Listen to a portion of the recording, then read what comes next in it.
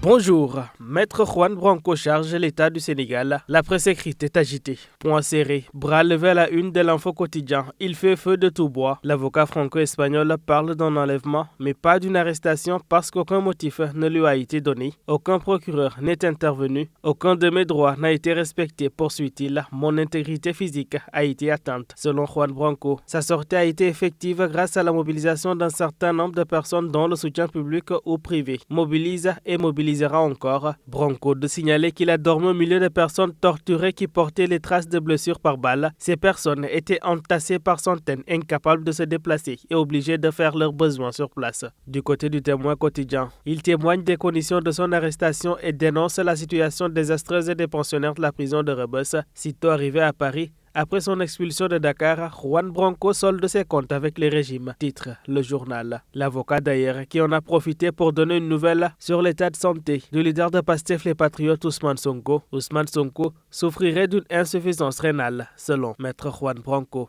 Dans la même veine, Vox Populi de marteler, Sonko souffre d'une insuffisance rénale du fait de sa grève de la faim. Et c'est l'avocat français qui déflore le bulletin de santé de son client, Maître Juan Branco, de parler d'une crise d'hypoglycémie sévère qui l'a mené à faire un malaise et à être admis aux urgences. Pendant ce temps, Maître Ciré Clédorli tempère Branco et dément le ministre de la Justice. Il parle de début d'insuffisance rénale et d'hypoglycémie et précise que Sonko n'a pas arrêté la grève de la faim. Parlons à présent de tout à fait autre chose avec Enquête Quotidien, qui revient sur la candidature de Benno Bokk Yakaar en 2024. Le parrainage arrive et le chef de l'État tarde toujours à annoncer le candidat de BBY.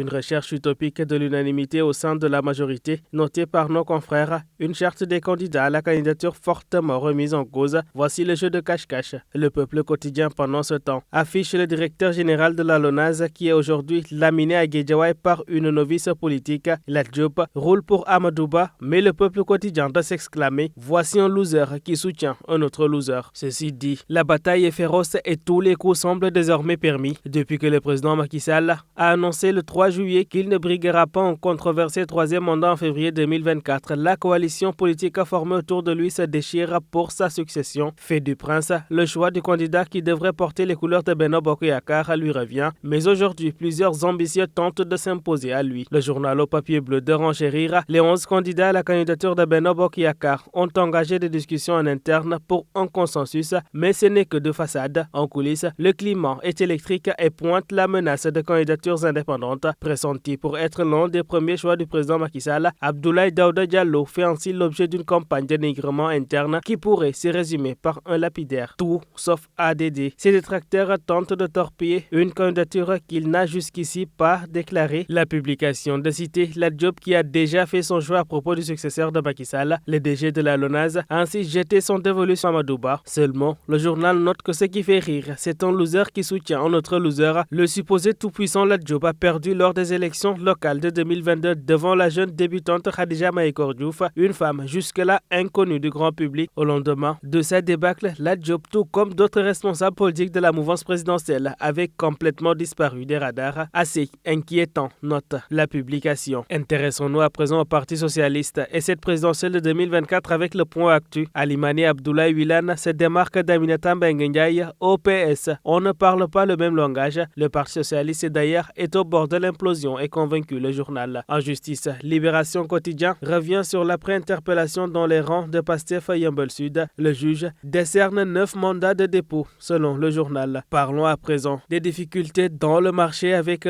l'oignon. Alerte Quotidien de signaler qu'Ansou Sané baisse la tension. Le directeur général de l'Agence de régulation des marchés a tenu ainsi à rassurer les Sénégalais que la situation va revenir à la normale, non sans manquer de relever les causes de la tension sur le marché de l'oignon. Aux commerçants, il demande de savoir raison garder pour éviter la spéculation à outrance. Ansoumana Sané renseigne par ailleurs qu'une mission diplomatique sénégalaise est en train d'être menée avec le Maroc pour l'ouverture d'un couloir de 25 à 30 000 tonnes. Ainsi va donc la presse du jour. À toutes et à tous, une bonne lecture.